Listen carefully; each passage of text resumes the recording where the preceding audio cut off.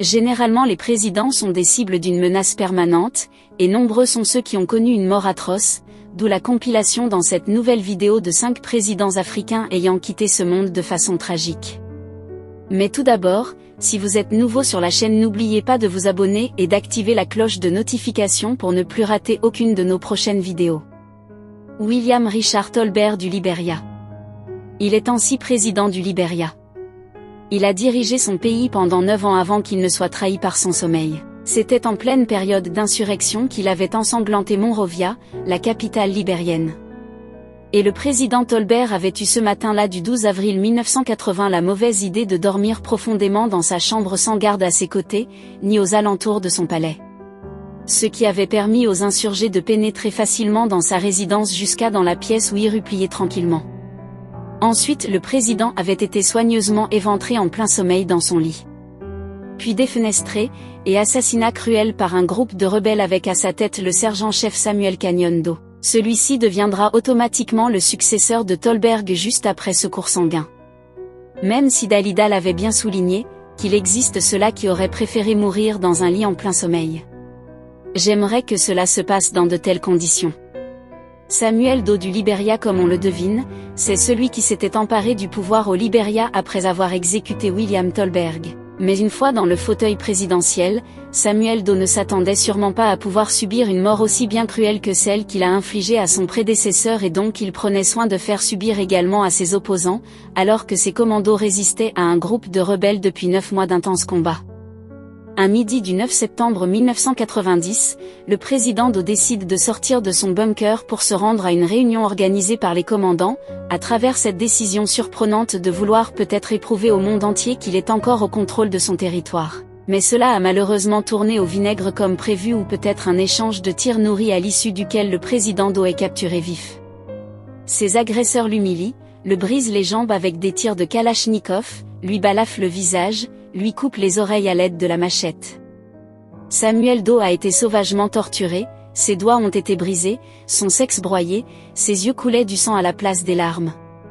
Bref, il est justement inhumainement, et en plus son corps a été exposé nu en pleine ville avant qu'il ne disparaisse quelques jours après. Alors quiconque se sert de l'épée périra par l'épée d'Inadej.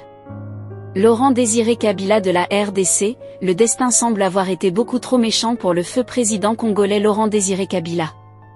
Pour des raisons sécuritaires, le président Kabila avait fui le palais présidentiel situé à proximité de la frontière entre la RDC et le Congo-Brazza. Il avait également invité la cité de l'Organisation de l'Union africaine de peur qu'il ne soit victime d'un attentat, vu que lors de ses déplacements il était obligé de traverser un camp militaire au palais de Marbre, une ancienne résidence de marque située dans une banlieue chinoise que le président avait finalement choisi de s'installer, là où il pensait être à l'abri d'éventuelles menaces.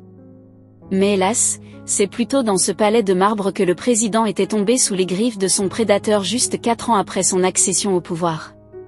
C'était une après-midi du mardi 16 janvier 2011. Ce jour-là, le président Laurent Désiré Kabila travaille tranquillement dans un bureau, quand tout à coup un de ses gardes nommé Rachidi s'en va vers lui pour lui parler, apparemment pensant pouvoir accueillir une nouvelle. Le président s'arrange pour écouter ce que son garde veut lui dire, mais c'est plutôt des balles qu'il reçoit dans le corps. Son garde du corps lutte les blessures dans la panique. Le meurtrier tente de s'échapper vers la porte, mais il est vite neutralisé par d'autres gardes qui avaient fait éruption dans le bureau présidentiel après avoir entendu des bruits. Comme quoi, il n'existe pas de protection maximale. Même les globules blancs censés nous protéger contre les agents pathogènes se transforment parfois en agresseurs. Des événements ont énormément choqué le monde, d'autant que le pauvre a été exécuté dans sa résidence devant le regard impuissant de sa femme. Les condamnations n'avaient pas tardé de fuser de partout pour fustiger ce meurtre barbare revendiqué par des hommes en armes. C'était la nuit du 1er au 2 mars 2009 quand un groupe de militaires débarque dans le quartier où le président Vera habite, très furieux à cause de la mort d'un chef d'état-major. Tués dans une explosion moins de 24 heures plus tôt, des assaillants armés jusqu'aux dents arrivent en grand nombre pour tuer en représailles le président de la République, qu'ils soupçonnent d'avoir commandité l'assassinat de leur chef. Très vite, il parvient à neutraliser les gardes chargés de veiller à la protection du chef de l'État pendant qu'un groupe reste au contrôle du périmètre à l'extérieur, et d'autres pénètrent dans le palais présidentiel jusque dans la chambre où le président s'est enfermé avec sa femme. Les insurgés obligent le président Vieira de se rendre seul sous peine d'exploser la pièce avec une roquette dans le souci de parier la vie de sa femme. Le président Vieira obtempère et sort de la chambre. Mais avec une ultime solution, tenter de négocier avec ses soldats qui ont déjà les doigts sur la détente prêts à faire feu sur lui pendant quelques minutes de discussion. Le président tente de dissuader ses agresseurs en leur prouvant pour la énième fois son innocence, mais les soldats ne se laissent pas convaincre.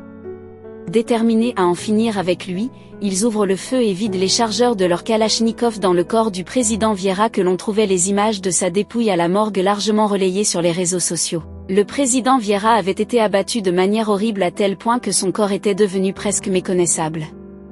Thomas Sankara du Burkina Faso en forme dans l'après-midi du 15 octobre 1987. Thomas Sankara et les membres de son cabinet sont réunis dans une salle du Conseil de l'attente à Ouagadougou.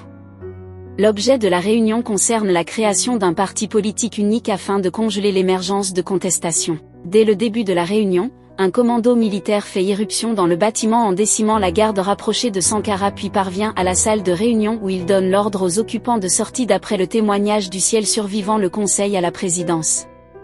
Aluma Traoré. Thomas Sankara sort le premier, les mains en l'air, en disant aux membres du cabinet de ne pas bouger. C'est de moi qu'ils ont besoin. Puis il est abattu par les assaillants. Les autres membres subissent le même sort sauf Traoré. Au soir du coup d'État, un communiqué lu à la radio annonce la dissolution du Conseil national de la Révolution et la démission du président Sankara remplacé par Blaise Compaoré. Thomas Sankara et ses camarades sont enterrés à Ouagadougou par une vingtaine de tenues réquisitionnées. Pour l'occasion, alors dites-nous, chers abonnés, avez-vous toujours l'ambition de devenir un jour président de la République? Si oui, nous vous donnons quelques astuces qui vous aideront à réduire les risques des attaques fatales pouvant vous glisser dans notre prochaine top de présidents assassinés. Allez, premièrement, vous devez vous faire élire de manière crédible et transparente. Deuxièmement, vous devez diriger le pays avec une franche collaboration et sympathie. Et enfin, vous devez respecter les valeurs démocratiques.